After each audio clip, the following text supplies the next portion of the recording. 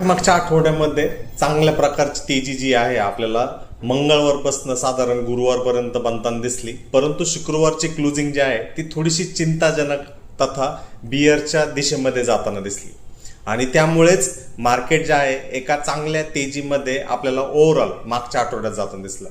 येणाऱ्या आठवड्यासाठी काय क्यूज असू शकतात ते बघणं गरजेचं आहे. ह्यामध्ये एक चिंताजनक जो फॅक्टर असू शकतो तो म्हणजे भारतीय रुपया जो आहे तो निच्चांकी पातळीवरती आपल्याला ट्रेड करताना दिसतोय US डॉलरच्या, आणि त्यामुळे शेअर बाजारामध्ये अनिश्चितता जी आहे ती वाढताना आपल्याला दिसत आहे.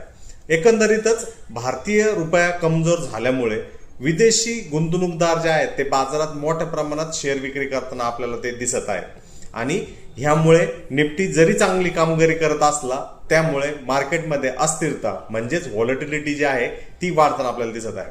म्हणून पुढच्या आठवड्यासाठी ही गोष्ट नक्की लक्षात ठेवा. ही माहिती आवडली असेल तर आमच्या चॅनलला सबस्क्राईब करा आणि हा व्हिडिओ तुमच्या मित्रपरिवारावर शेअर करा. धन्यवाद.